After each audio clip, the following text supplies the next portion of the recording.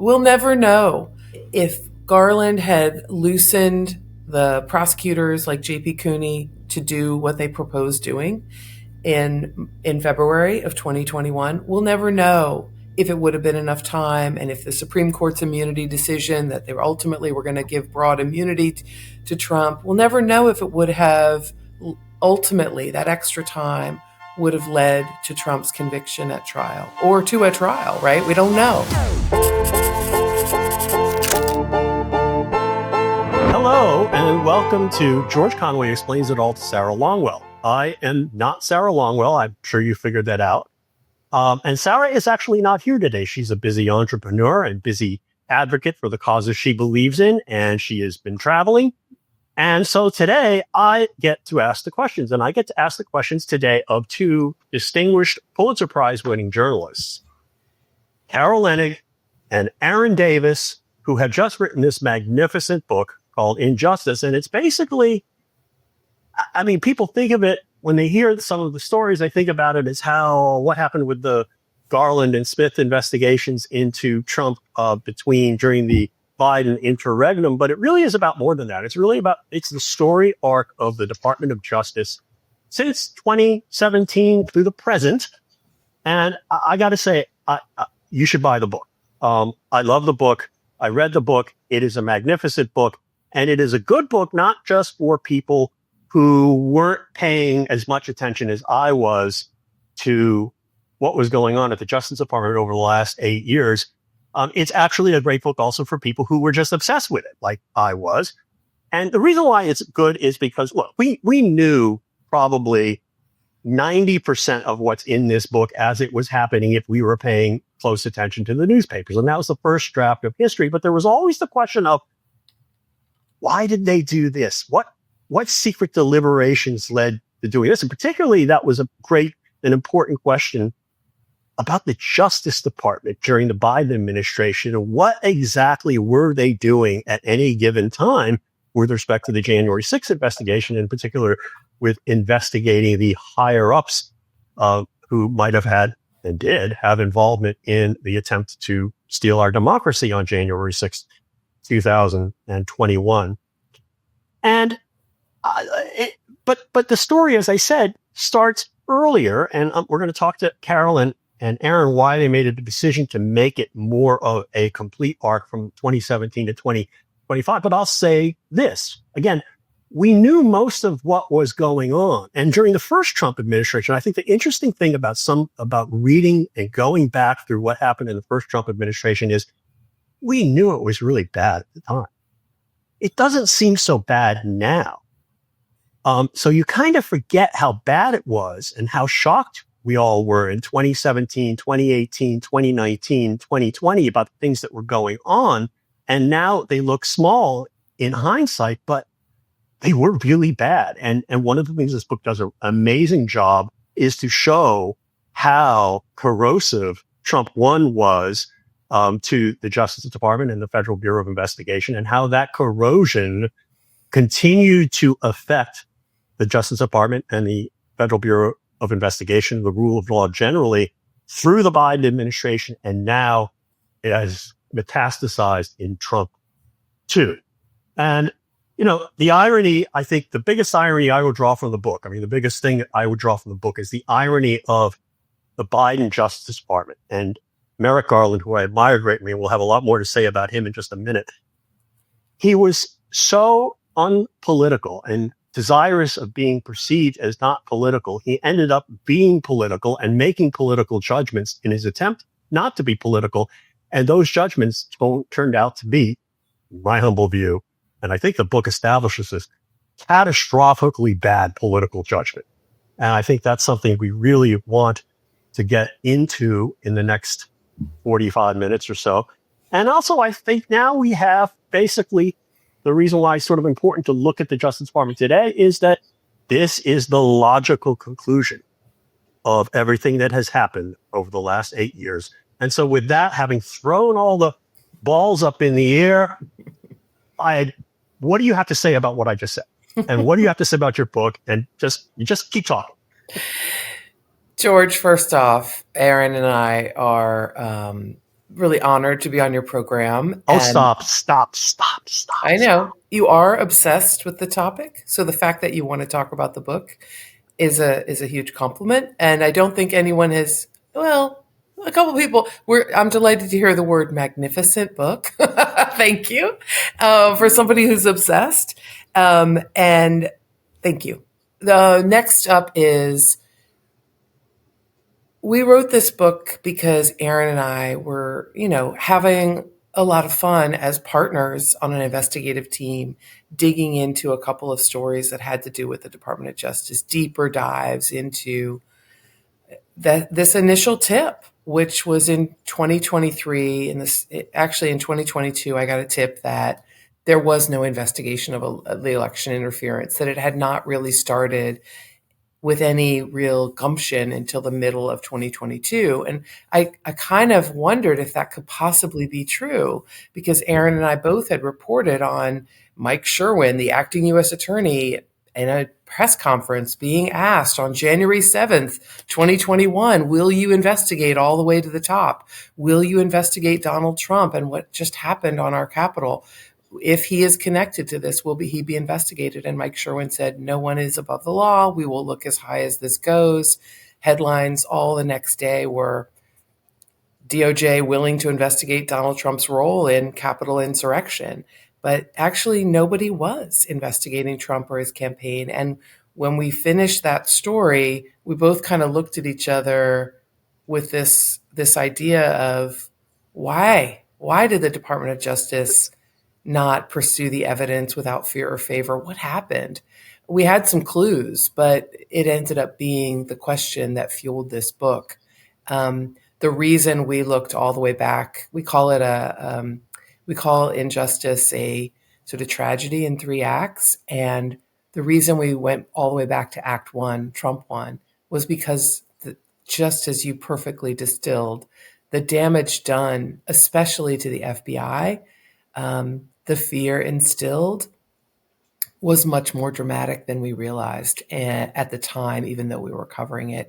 And it led to individual agents feeling targeted by the president, and that spread like a contagion through the Bureau, where people were ducking him and ducking the risk of being targeted by him again. Aaron, you have anything to add to that? I think Carol hit on a lot of points, and I really thank you for kind of thinking about the book in a big frame, because if I have to boil it down into a sentence, sometimes I say it's a story of how we got here. And, that's important to understand in as deep as way as possible, because the next big question is, where do we go from here? And, how does the Justice Department recover from this time period? But, Carol and I did write some stories way back in 2023, kind of putting out what we knew at that point in time about how slow some of the investigation was moving around, at least around people around Donald Trump. There was so much activity on the rioter cases, and we wrote about this, and we got some pushback when the first article came out. And the pushback really revolved around the idea of, you don't know how much of what's happening now is a result of what happened before. And so we really did try to set out to explain to people what the Justice Department was like the morning of January 6th, when the sun came up. And that was a place that had really been hollowed out in a lot of ways, that, some things we knew, and all those storylines, remember, of Flynn and Mueller and Stone and those cases. But, FBI agents were really embarrassed in so many ways during those years and those investigations and the personal attacks, and prosecutors were equally pressed in ways that we've never seen reported before. Some in the book where, they gave them cover, and if they would do something that the political appointees wanted done, and when they didn't, they took it out and subjected them then to an internal investigation. So there was a lot of pressures that were brought to bear, and we are seeing kind of like, 2.0 of all that now. Let's get into that. I mean, let's get into Act One, the ghost of Christmas past, or whatever you want to call it. How did Trump 1 affect the gestalt on the morning of January 6th, the morning of January 7th, I guess, or the afternoon of January 21st, 2021? How did what happened to the Justice Department and the Federal Bureau of Investigation from 2021, 2017 to 2021. How did that affect the Biden Justice Department? What was it? And was there, I gather from the book, there seemed to be a tension between some of the prosecutors and the investigators, between the lawyers and the FBI agents. And what was that about? And where did it come from? And how did it play out in 2021? You know, as you ask that question, I'm thinking there are so many moments of tension between the FBI and the DOJ, or between people who want to investigate Donald Trump and believe that it's appropriate and predicated and the evidence is right in front of their freaking faces, and the people who are like, no, we don't want to do that. There's so many moments. And let me give you two, and Aaron will probably come up with another 7 because there are that many. The first event, I think the two big seminal moments in, like you could call it 2021, when there is somebody saying we should investigate this and gets turned down. There are two. One is there's a little known agency called the Inspector General's Office of the National Archives.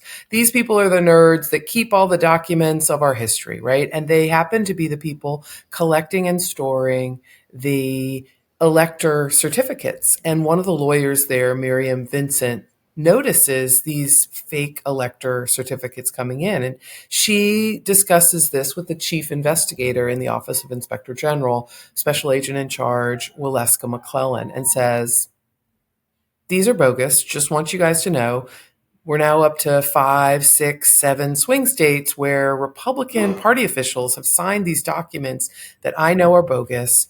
And Waleska McClellan goes, that's interesting. She looks at them. Waleska goes, this does look coordinated. It looks like potentially mail fraud, wire fraud. Why are these people claiming that Donald Trump won the election in their states? Why are they claiming that they are the chosen, electors when they're not?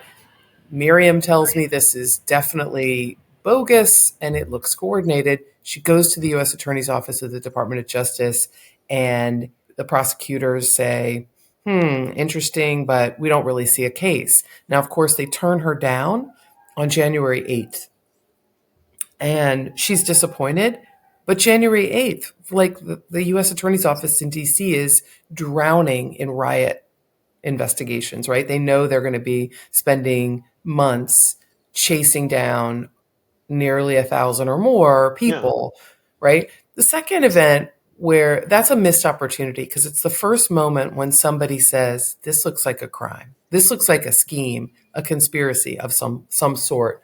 And it's a straight up mail fraud, if nothing else. The second moment where there's tension is when J.P. Cooney, who happens to run that office that turned down Waleska McClellan, he is sorting through video and other evidence of the riot because he's the head of the Fraud and Public Corruption Unit for the U.S. Attorney's Office in D.C., one of the most important of the Justice Departments. And he's seeing how much Roger Stone is with the Oath Keepers they're investigating on the morning of the riot and the hours before and the hours after. And what gives? Like, why is one of the Trump campaign's chief dirty tricksters with the guys who appeared to be part of the phalanx that walked up the Capitol steps? And he makes a PowerPoint presentation, which, if I remember correctly, has 12 main pages, but maybe runs 26. And he makes a presentation to the FBI field office and says, we need to investigate the Trump campaign's potential link to this riot. And the U.S. Attorney's Office, the U.S. Attorney then at the time, and the head of the FBI field office have command a special meeting with the Department of Justice's sort of acting team, the transition team. And they all say this is going too far. We're going into political speech. Why are we targeting a Trump campaign person? This could be protected speech. Of course, nobody knows what they don't know because they're not going to look. But that's the next moment when the chance to investigate the Trump campaign's role, which all of us saw on television, is tossed into the dustbin. And when was that, just from a calendar standpoint? Was that in February? February 2021. And as I say, those are just two. Aaron's got quite a few more. Well, there are many moments in that first year. I think it's also just important to think about that time period and what's going on. And And you do have Attorney General Merrick Garland coming in, and then in March of 2021, and really saying we're going to do things differently than they were done under the Trump term. We're not going to have political appointees pressing the buttons of how investigations should be done. These things should bubble up from the bottom. That investigations, the prosecutors, the career prosecutors, and agents should be the ones deciding what goes forward, what there's evidence to investigate. But they had just said we're not going to do this, and they and Merrick Garland, as we're told in those first months, reinforces that to people around him, saying that's the right decision for now. There's so much evidence to look at regarding the rioter investigations. There's so much caught on camera. We should start there. And they never really appoint anyone to look at that fake elector scheme, to look at so much of the other evidence that's coming out about the pressure campaign being applied to Pence, all the way through the spring, summer, fall of 2021. You end up in another situation where this time it's Thomas Wyndham, who was later a prosecutor from Maryland who's brought into D.C.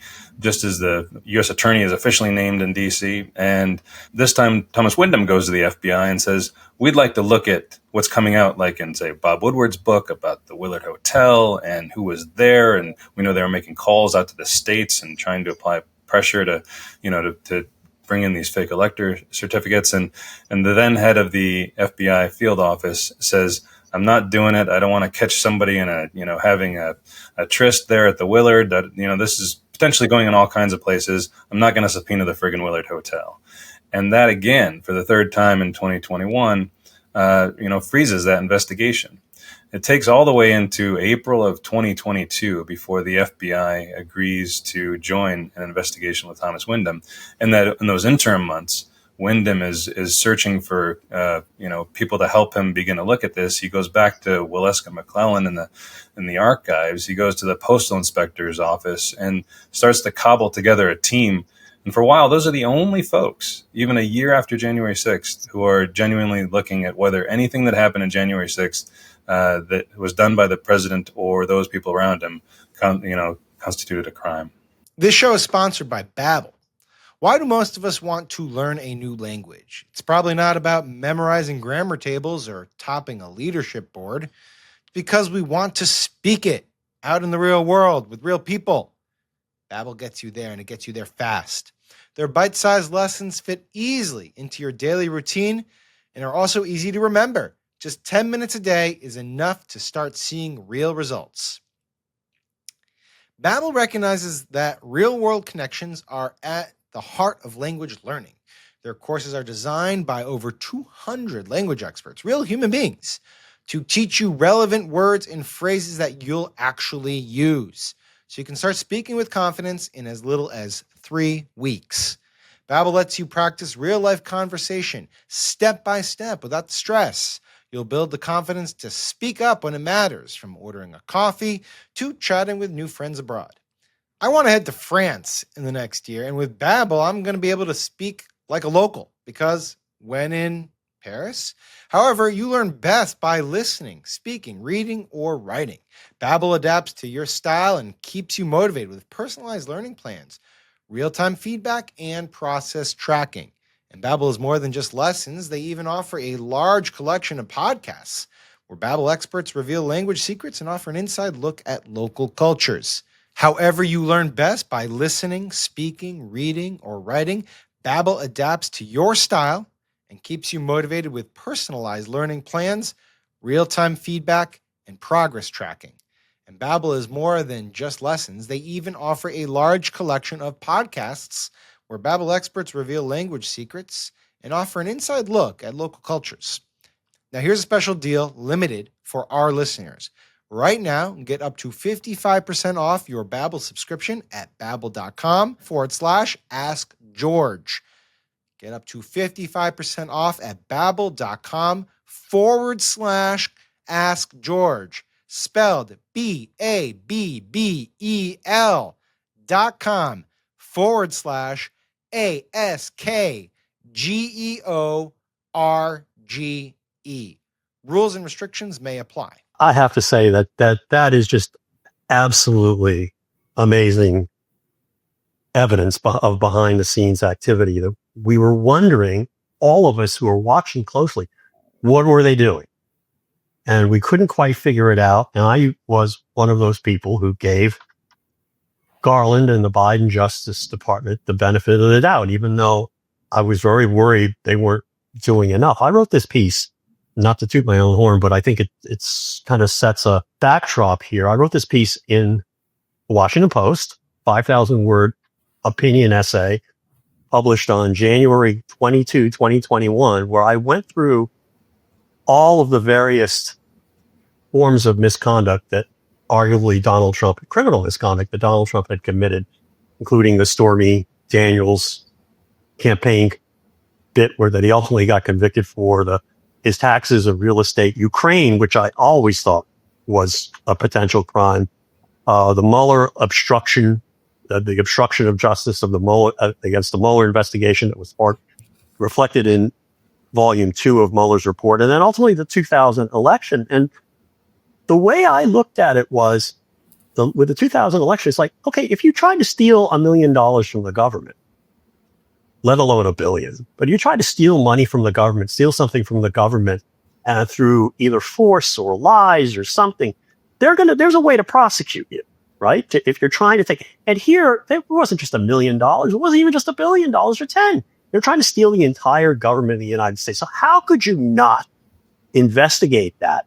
Not just at the lower levels with the people running amok at the Capitol, but the people at the top. And it wasn't as if we didn't know about the fake electoral certificates in January of 2021. There was a little bit that came out there. In fact, I remember, if I'm not mistaken, there were news reports at the time about how people were trying to get into state capitals, Republican electors who had not been elected electors in states that went for Biden, trying to get into the state houses in various states in order to conduct a fake elector meeting so they could sign a certificate dated State House on December 15 or whatever it was and send those in.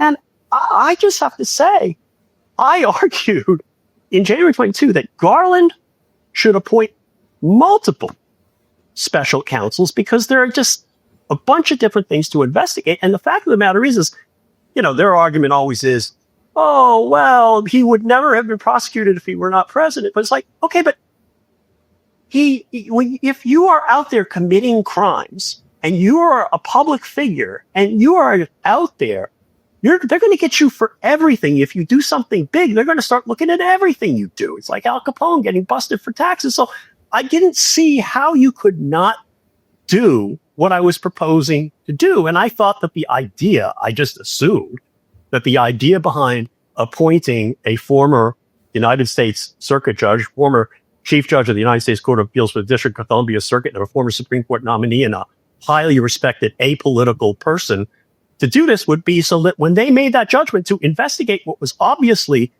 there was sufficient predicate to investigate, he could just say, look, I'm just applying law. I'd investigate anybody, including a Democrat who did this. I guess what it turned out, and I was so wrong and I feel naive, is like, I don't think Biden and Garland wanted to do this. And I think that's sort of what happened when they got in. That's why they didn't do anything for a while. And it continually amazed me because even Mitch McConnell, on the day of the acquittal on the second impeachment trial, February 13, 2021, basically said, this is something for the criminal law. And then it also dovetailed in with, and I'm talking too long and I'm just throw it back out at you. The Democrats, Schumer and Biden, didn't really want to have that trial. They wanted him to go away. They thought he would go away and they wouldn't have to worry about him. And the problem is people like Trump with that personality and narcissistic sociopaths, psychopaths, they do not go away. It's the reason why so many of them are in prisons. They do not know when to stop. And they keep going on and on. And that's why they have to be prosecuted like the criminals they are. And yet that didn't happen. Yeah, you're absolutely right. There's this huge chasm between what the Department of Justice's mission is supposed to be in a pure form and how it actually countenanced Donald Trump. It's the institution that underpins the democracy. Not too small a point to say it's the defender of our democracy. So when our democracy was about to be stolen, per your point, it's the entity that's supposed to step in. There were many statutes that you could go after Trump for what we saw in front of us and what we saw of his campaign. Rudy Giuliani, point one. But the other side of the chasm was Merrick Garland's view, which was he thought the fever dream of Trump had burst. That Lindsey Graham was saying, it's been a nice ride, but we're done, man. That Republicans were turning away from him. But already by March, by the time Garland was in the chair and confirmed in March of 2021, I knew that Donald Trump was already planning his reelection, his return to power. He was having Republicans come to, when I went to visit him and interview him for our last book, he was already having a bunch of people come kiss his ring, building his support team of Republican candidates for Congress to set up a Congress. Oh, yeah. I mean, by July and August, they were having meetings in Bedminster. Yeah. I remember because I later found out my ex-wife went to one. They were trying to get the gang back together. Yeah, and he wasn't using those words, but he was definitely doing it, and he was teasing about it. And Garland also had another philosophy, which was, let's turn the page on this guy. Let us please restore the Department of Justice's stellar reputation, venerable impression of being above politics. But as you said in the opening, George, even one of his aides who adored him and admired Merrick said to us, eventually, his decision to avoid looking political was a political decision. Absolutely. We saw Eric Holder this weekend at a Texas Tribune Fest, a love fest for books and journalism, and just a great event with all sorts of interesting people. And Eric Holder was being interviewed by Melissa McCurry from NYU. And he said, look, I'm really good friends with Merrick Garland, but she kept pressing, like, what should he have done? And he said, yeah, this whole thing of investigating the rioters and not having a separate investigation into the Trump and Trump campaign role was a mistake. Yeah. Eric? Yeah, I think that the kind of the proof comes out in the spring of 2022 when the documents that the FBI cites and their EC, the term they use internally to begin an investigation, are those documents that have been, by that point in time, been public for over a year. The fake elector documents that Republicans, sometimes tweeted that they were signing and doing on December 15th, 2020, and that, American Oversight, the FOIA group, had put out and publicly by March of 2021. And so, the evidence had been sitting out there and they hadn't used it. There's kind of a realization that doesn't happen until later in 2022 that they could have looked at this differently. And someone in the orbit of the Attorney General tells us when they really look differently at those fake elector documents, that they are almost the weapon that was left at the crime scene. And when you start to backtrack and look at the investigation of that whole effort, and that's really what the House Select Committee is doing has already begun doing. In the fall of 2021, one of the prosecutors there on that team, Dan George, he's, putting all these pieces together. They had this team called the Gold Team that was responsible for just looking at this very question that, in those months, Justice Department was purposefully not looking at. And so by the time you end up in the 2022, you end up with a lot of these folks having already been interviewed by Congress and the Justice Department learning, the Attorney General himself learning in some cases what the testimony would be of people around the president and the pressure he'd applied by watching it on television. Yeah, I have to say, and this is something I should have said right up front about when I praised your book as being magnificent. I mean, it's a magnificent book in its comprehensiveness, and it's a really, really great read. But one of the things I would say about the book is I think it's the most important Washington tell-all behind the scenes omniscient in the air, TikTok, whatever you want to call this genre of journalism, which is the second draft of history, really, I think. This is the most important book like this since, I think, All the President's Men. And I'll say this All the President's Men was different because, Woodward and Bernstein. Don't let it go to your head, Carol. Woodward and Bernstein, they played they unraveled 60 or 70% plus of Watergate. And you guys unraveled some interesting stuff like the Egypt investigation, which I'll let the readers read about in the book. But this was all out in the open in a way that Watergate was not.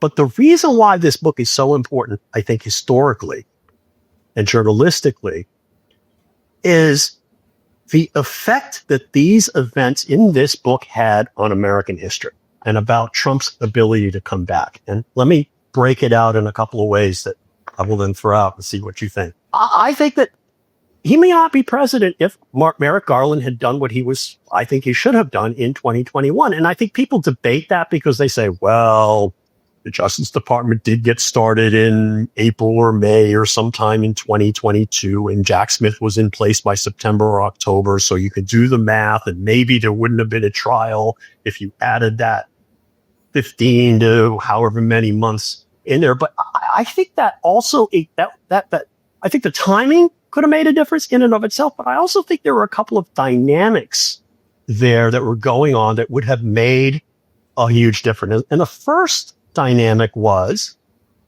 and also, the political dynamic that you talk about is important, but it's like, if they had actually issued subpoenas to the Bannons of the world, to the Hope Hickses of the world in March of 2021, say, and it was sufficiently predicated, they would have had a lot more cooperation than they ultimately would have had, because at that point, everybody was thinking Trump was done.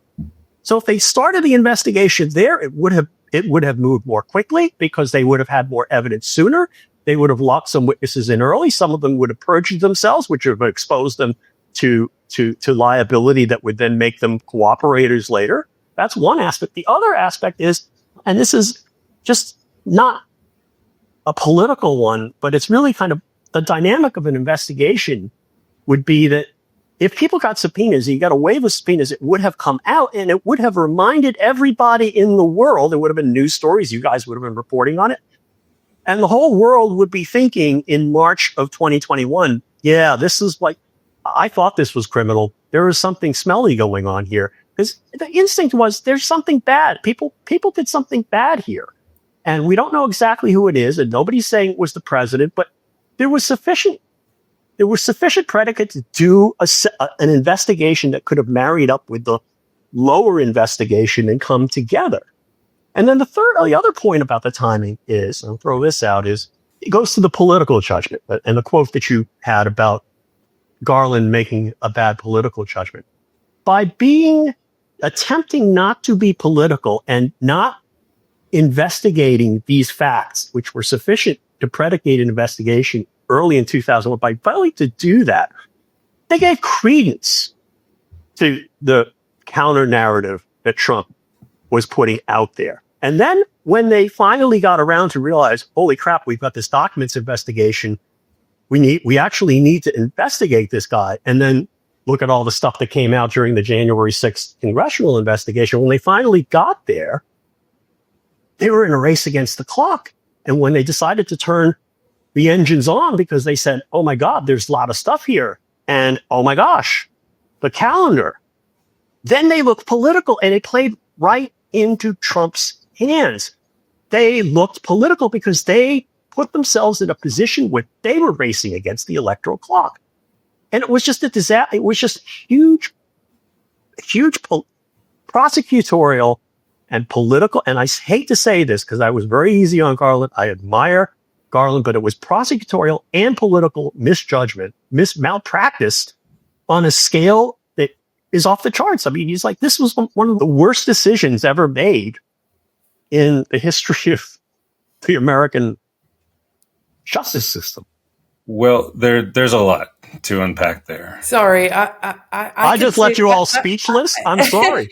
I could say something really quickly, which is, we'll never know, George, because we'll never know whether or not if Garland had loosened the prosecutors like JP Cooney to do what they proposed doing in February of 2021, we'll never know if it would have been enough time, and if the Supreme Court's immunity decision that they ultimately were going to give broad immunity to Trump, we'll never know if it would have ultimately, that extra time would have led to Trump's conviction at trial or to a trial, right? We don't know. We'll never know.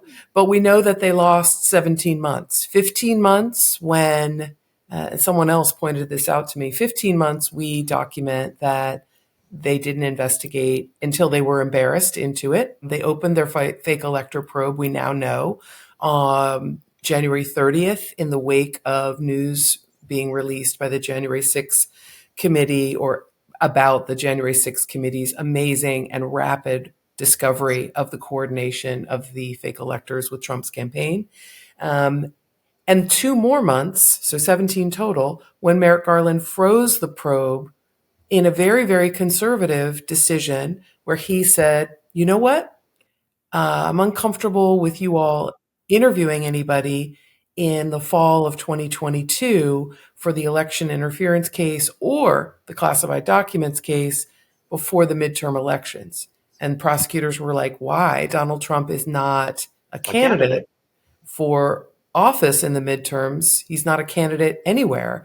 But Garland wanted to take the super, super safe and conservative approach, which was, Garland said to them, I see Trump as essentially the de facto head of the Republican Party. So for 17 months, they lost that time. You say this was a terrible judgment. We're Hindsight, reporters. definitely. We're reporters. We just report what happened inside. And what happened inside was that many, many people who admired and adored and looked up to Merrick Garland were deeply frustrated because they thought we should be walking and chewing gum at the same time. And the sad reality here is we'll never know. We'll never know what could have happened. I'll add a fourth point. I think, George, you raised 3 points of what could have been if they'd done things. And I think the fourth part of all of that is that Donald Trump knew he was not under investigation in very important months as he's deciding, and begins to talk about running for re-election again, begins talking about it, his enemies list, begins, trying to pull people back into his corner. He knew that people around him were not receiving subpoenas, that there were not search warrants, that, they were not coming for him at that point in time.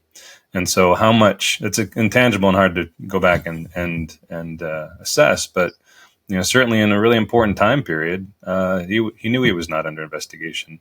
But in retrospect, we all know that, if this was going to go up to the Supreme Court and come back down and bounce back and forth, that's a lot of months. And, but you raised part of that in that other question of we just don't know what would have happened if they had investigated this. As former Attorney General Holder said, I thought they should be looking straight at this from the get-go. This show is sponsored by OneSkin. I recognize that this time of year demands some extra care for your skin, even if you have perfect skin like me. Between cold weather and the holidays fast approaching, it can feel like nonstop stress to your system and your pores. That's why I recommend OneSkin. The OS01 face cream is an invaluable way to have a daily routine that delivers both powerful skincare and longevity benefits, all in just a few simple steps. Your face matters. Seriously, it's your face. I would not and am not giving you guys bad Care for Skin product recommendations. OneSkin is the best. At the core is their patented OS01 peptide. It's the first ingredient proven to target senescent cells, the root cause of wrinkles, and the loss of elasticity, both of which are key signs of skin aging. These results have now been validated in five different clinical studies. Known for cult skincare favorites like OS01 Body, OS01 Face, OS01 Eye, OneSkin stands out for their science-first approach to skin aging, delivering hydration, barrier support, and powerful longevity benefits in every product. OneSkin also just launched their limited holiday set, including the Nightly Rewind gift set, which is one of those rare gifts that's both impressive and genuinely useful, providing an upgrade to anyone's nightly routine, featuring their best-selling face moisturizer, their new peptide lip mask, and a cooling gua sha tool. Each component of the set is designed to work together as your body enters its natural nightly repair mode, helping renew skin at the cellular level for a stronger, smoother, and more resilient skin. For a limited time, try OneSkin for 50% off using the code AskGeorge at oneskin.co/AskGeorge. After you purchase, they'll ask you where you heard about them. Please support our show and tell them that we sent you. And Aaron said over the weekend something really powerful about it. Dovetails with what you said, George, which is it was a vacuum into the DOJ left a vacuum for Trump, and he filled it. Yeah, he filled it. And one of the ways that he filled it, and I think is one of the smartest things that he's ever done, and I don't really think he is as conniving and planning. I don't think he plans the way some people attribute to him, but this was very smart strategically. And I think he knew exactly what he was doing with it.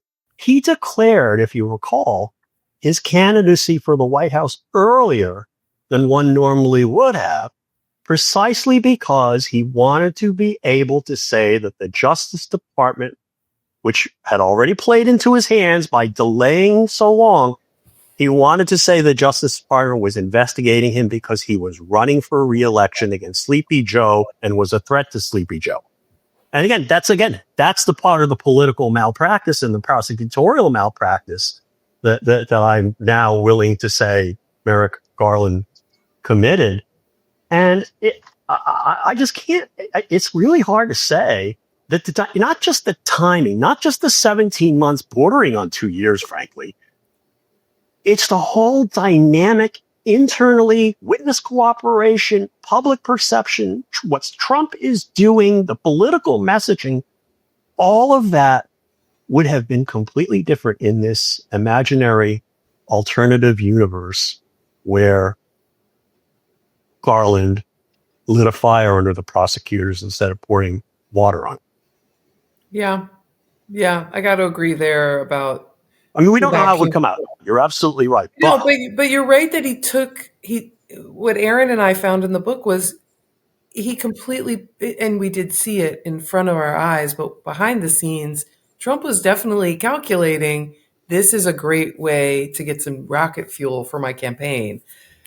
To announce on November 15th that I'm running for election in 2022 for a 2024 race, and to every day say, they're trying to block me because they don't want you to get the president you deserve. I'm taking the heat for you, my followers. Right. I am your retribution. And here we are. So a couple of other things I thought were fascinating with the book. Here's one minor thing. One of the most fateful aspects of even leaving apart the delay, was getting Judge Eileen Cannon assigned to the Mar-a-Lago documents investigation, because that was the clearest to me. That was the clearest case, the easiest case, the simplest case. And what's the story behind that? Well, when you do have then the special counsel running at this case, and this is the fall. We're in the fall now of 2022 when when counsel Jack Smith comes in. At that point in time, when he's beginning his investigation, the judge there, Eileen Cannon, has already begun to issue orders that are making a lot of the folks in the judiciary scratch their heads, including the appeals court that ultimately overturns her, about the access that the government can have to its own records that are retrieved in that search of Mar-a-Lago. She initially puts this laborious process in place that slows the ability of agents to even look at those documents. As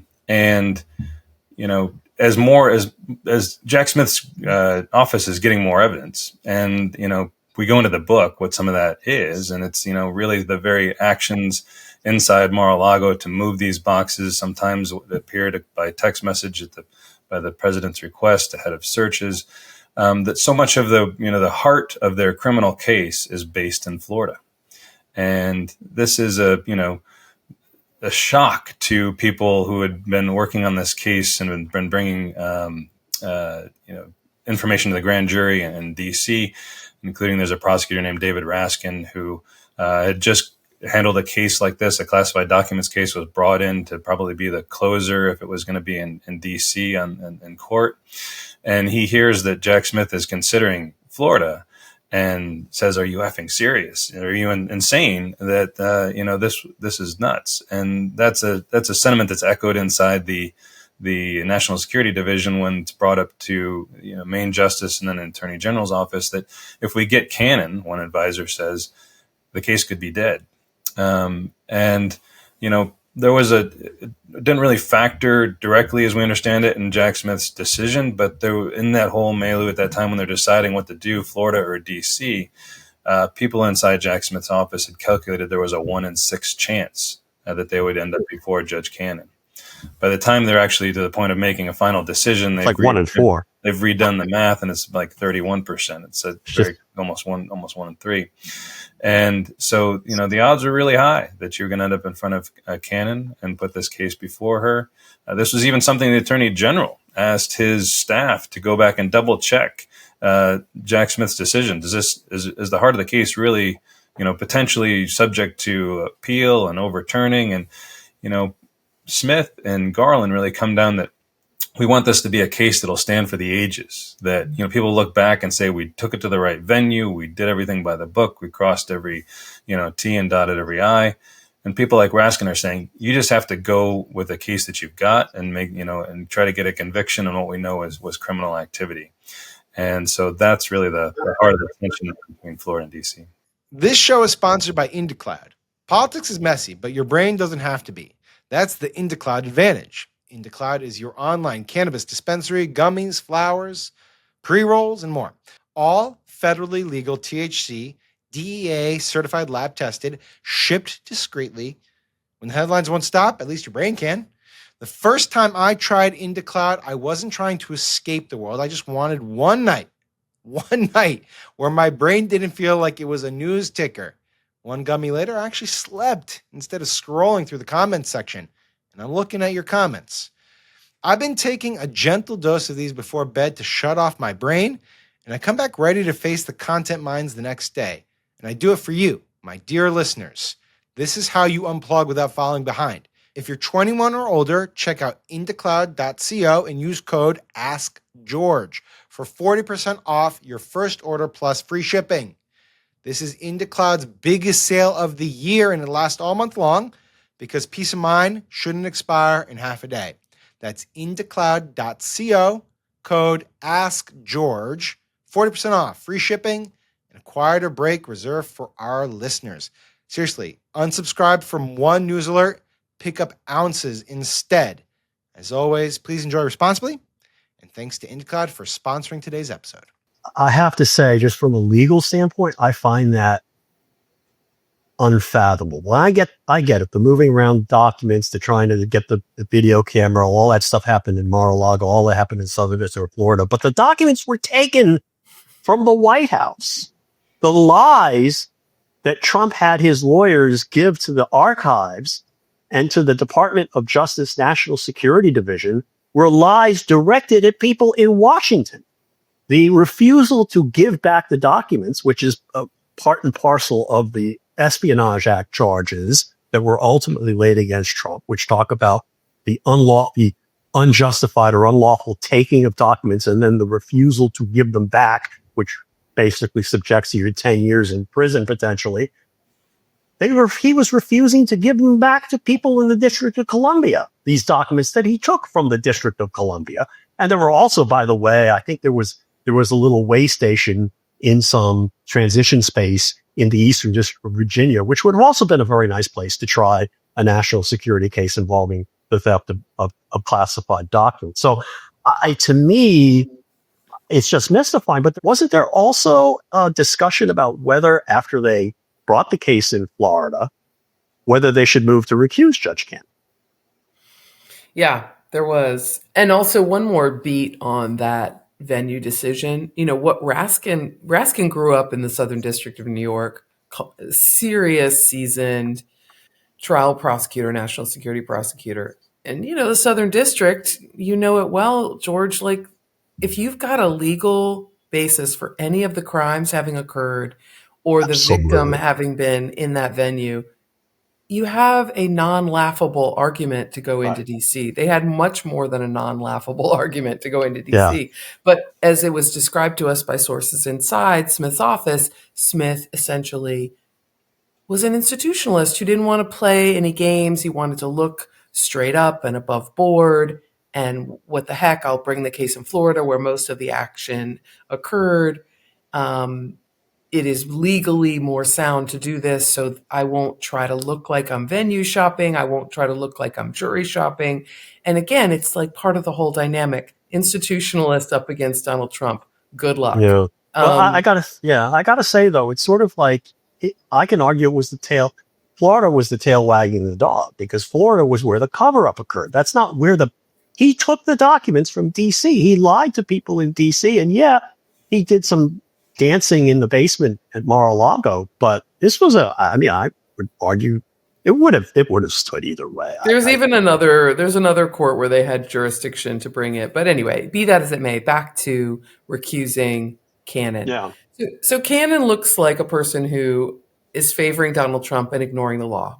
End of story. Twice appellate courts above her have smacked her so hard that other prosecutors said, I wouldn't have gotten up in the morning to read the opinion.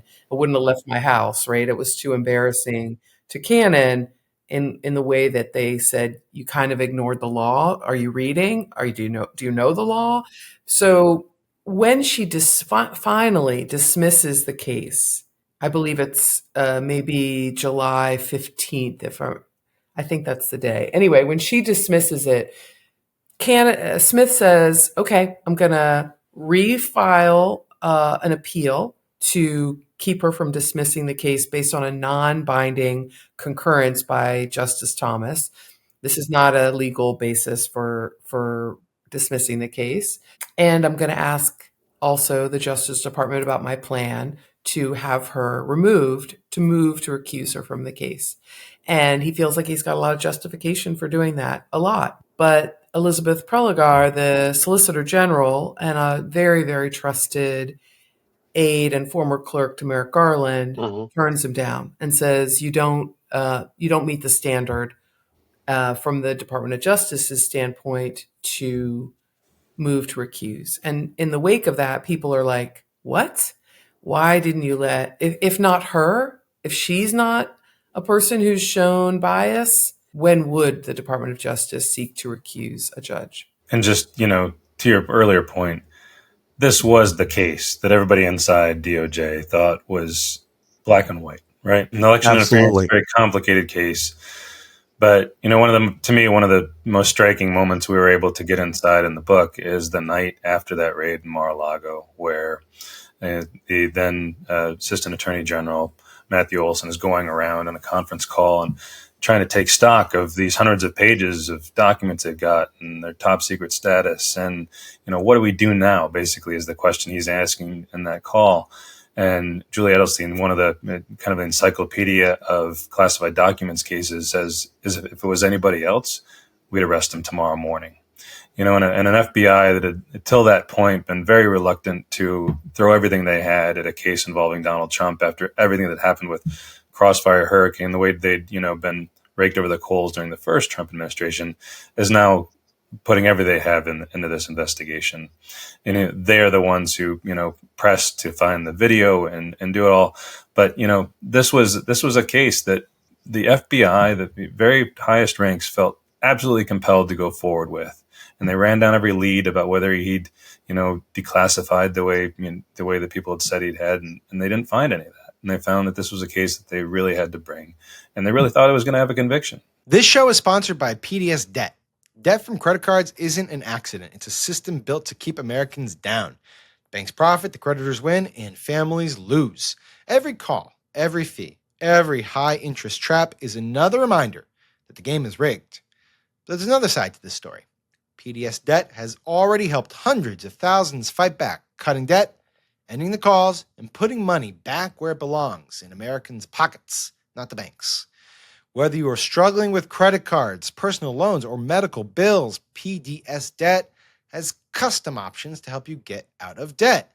They go beyond the numbers to understand your unique financial situation and to craft a personalized plan designed just for you. There's no minimum credit score required.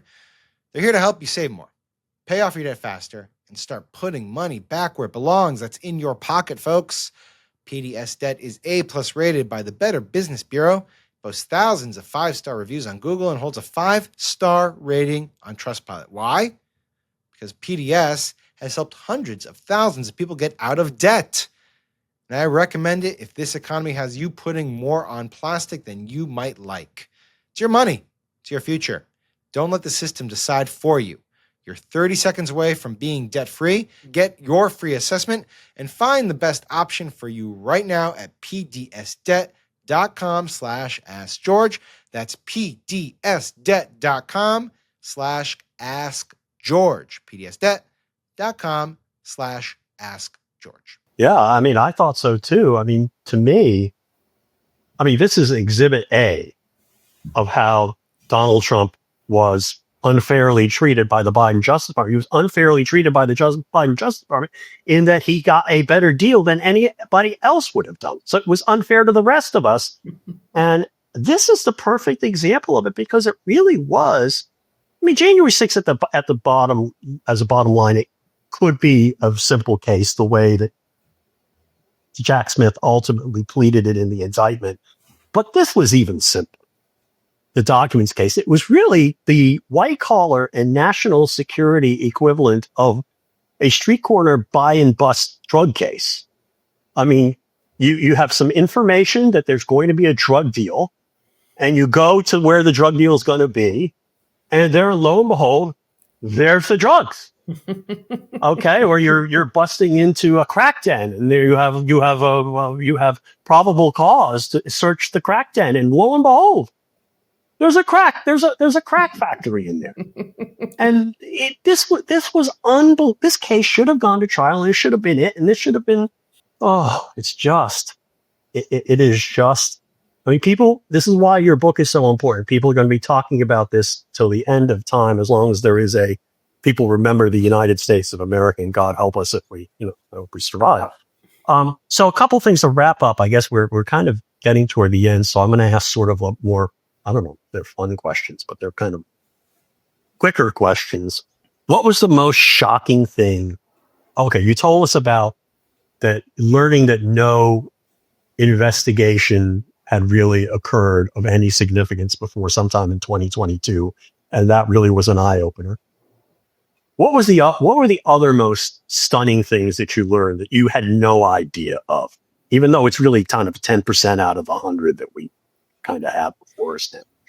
I think it was the details of not investigating, like the fact that 3 times, which, many sources tried to deny this happened, but then we actually got the receipts and the goods and the emails and the corroborating accounts. I think it was the details of how many times investigators tried to open the Justice Department probe on election interference and got batted back. Like Waleska McClellan's moment, Tom Wyndham's attempt, and the details of how that gets batted back. JP Cooney, the details of that. Again, that's December 2020, February 2021, and November 2021, every time. I think the other thing was getting inside Jack Smith's office. I do feel that while the venue decision is one that will be debated for a long time about whether or not the risk that Smith took with the case, that will be a topic. All sorts of legal scholars are still chewing on it now. But the discovery that the Justice Department batted back his plan to try to remove Cannon, for who? For what? Like, that was a really striking discovery. I'm not sure why the Justice Department firmament felt that he hadn't met the test. And I'm not sure why Smith didn't appeal it to Merrick Garland. All of those, plus I think all of the inside the room understanding of what it's been like since Trump came back into office. The inauguration day, the outgoing FBI director realizes that he's about to be fired and pulls in Brian Driscoll and Robert Hussein into his office and actually Chris Wray's old office and says, I think you guys are going to be asked to do some things that are going to put your backs against the wall and you need to be ready to deal with this. And very quickly they are. I mean, very quickly they're asked to identify every FBI agent who touched the January 6th investigation and to, put them on the, identify them so they can be fired.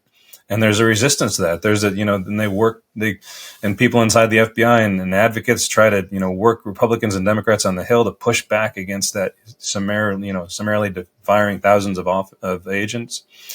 But it happens in waves and waves. And, you're inside the room and feeling how Penn, the public integrity section that was stood up after Watergate with this broad mandate to investigate corruption at any level inside the U.S. government and state and local government. And you watch how that's just eviscerated from 30, attorneys down to just 2. And, and a whole class of people in the FBI who are, have been our most sophisticated agents and supervisors on counterintelligence and national security cases were also marched out the door. And so the very people that have been, so key to the country's defense for the past 20 years since 9/11 and the reorganization of that whole bureau are gone.